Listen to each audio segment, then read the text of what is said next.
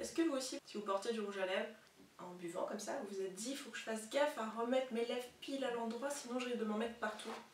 Avant de réaliser qu'en fait c'est pas possible.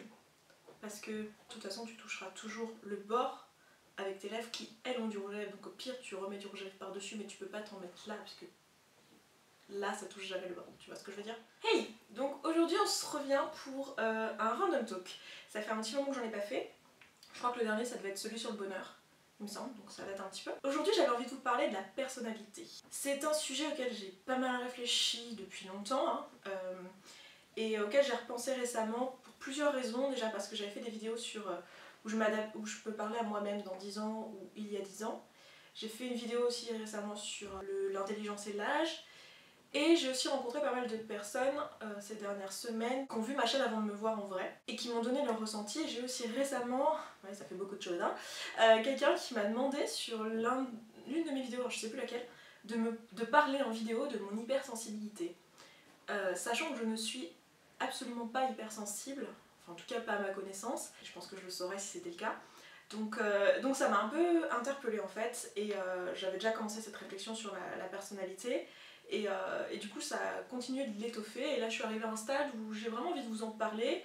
Je pense que j'ai une réflexion quand même avancée et voilà. Comme d'habitude j'imagine que vous avez plein de choses à me dire aussi en commentaire, donc je pense que ça va être intéressant. Donc ma vision du truc c'est que on a tous différentes personnalités. C'est-à-dire que où que vous alliez, quelles que soient les personnes que vous rencontrez, en fait, quelles que soient les personnes que vous côtoyez, vous avez qu'une partie de votre personnalité qui est exacerbée avec elle. Donc je pense par exemple, vous n'êtes probablement pas la même personne lorsque vous êtes avec vos parents un dimanche à table que lorsque vous êtes avec votre petit copain un samedi soir à la maison, quoi. Voilà, c'est pas que vous n'êtes pas vous un dimanche à table ou que vous n'êtes pas vous avec votre copain le soir, mais c'est que vous êtes tout ça à la fois, quoi. Et du coup ma vision des choses, c'est pour ça aussi que je reparlais de l'âge, c'est que je pense qu'en fait on a une personnalité de base qui elle est là et qui ne va pas changer en fait avec le temps. C'est pour ça qu'on dit souvent on ne change pas quelqu'un, on ne peut pas changer quelqu'un, il restera toujours comme ça, etc. Pour moi en fait la personnalité c'est un ensemble de choses, ça va être des traits de caractère associés à un comportement.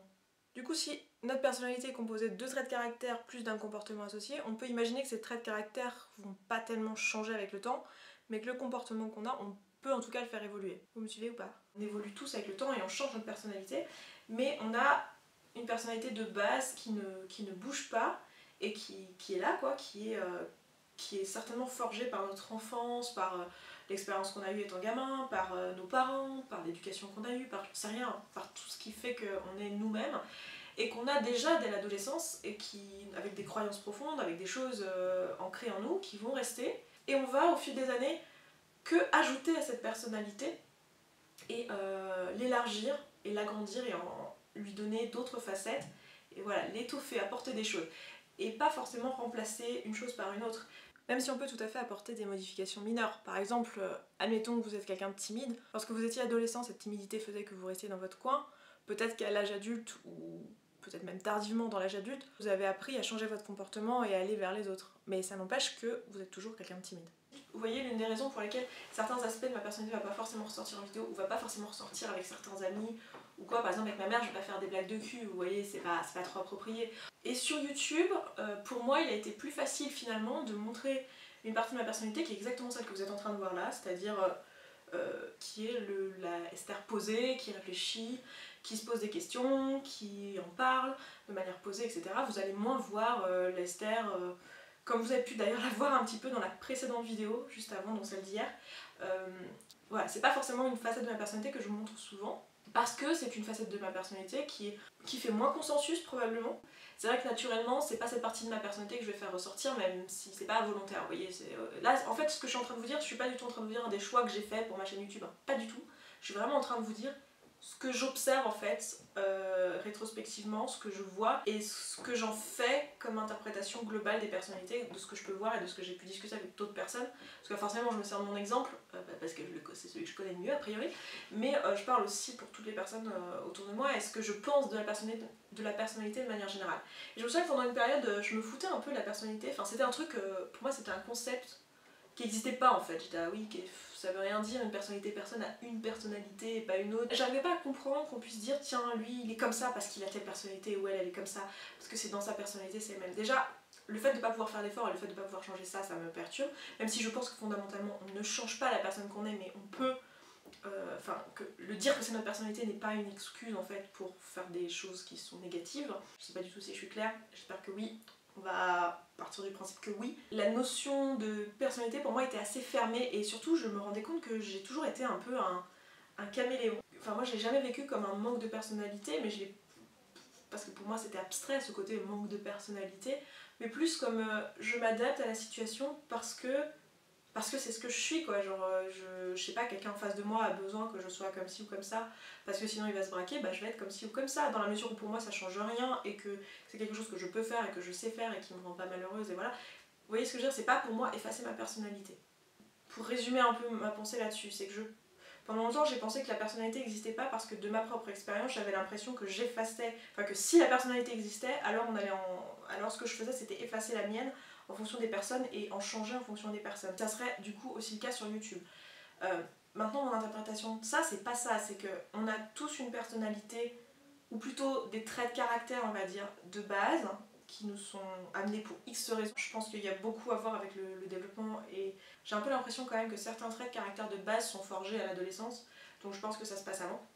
Donc voilà, bref, je pense qu'on a un noyau dur, un point de départ, et que notre personnalité ne fait que s'étoffer et s'agrandir au fil des années, avec le temps, avec les gens qu'on rencontre, etc. Mais que c'est pas du tout quelque chose de figé, et que c'est quelque chose qui évolue bien qu'il y ait une base qui reste. Et on peut choisir de montrer telle ou telle facette de notre personnalité aux gens qu'on rencontre, ou aux amis, ou exploiter uniquement une partie ou uniquement une autre, sans que ça soit pour autant ne pas être nous, parce que tout ça c'est nous.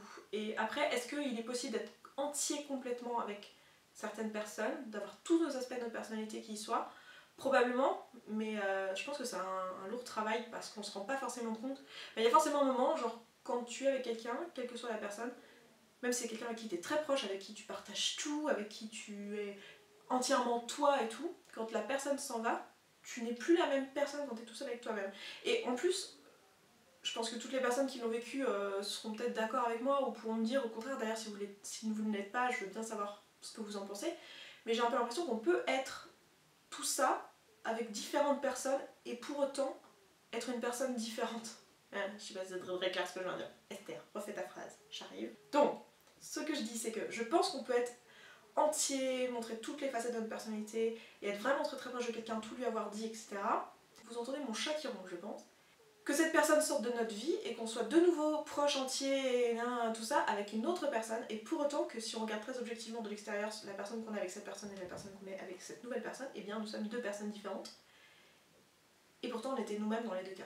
Pour moi, il y a autant de personnalités qu'il y a de personnes avec qui les exprimer. En tout cas, c'est ma perception du truc. Même s'il y a forcément des traits de caractère de base qui sont là. Il y a des gens qui sont timides, il y a des gens qui sont extravertis, susceptibles pour ne pas les citer. Voilà, enfin optimistes, tout ce que vous voulez.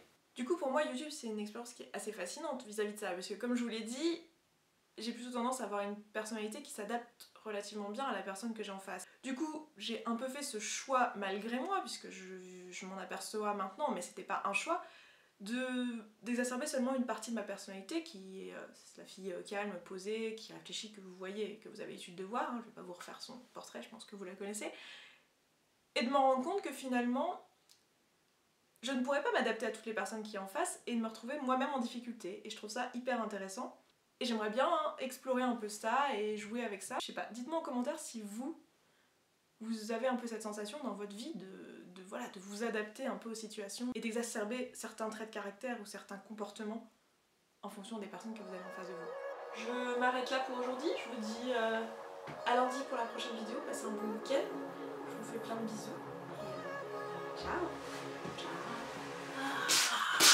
Hey, aujourd'hui j'avais envie de faire un random talk à propos du bonheur. Jusqu'à il n'y a pas très longtemps, j'ai souvent pensé que le bonheur était lié surtout à un état d'esprit. Ce que tu fais concrètement les gars, il faut qu'on s'en parle. Nous sommes le lendemain, je vais vous mouiller, j'espère que vous appréciez le geste que je vous parle quand je suis propre et que je sens bon. J'ai passé une super bonne soirée. Tu me préviens quand t'as fini ou comment ça se passe? Donc j'étais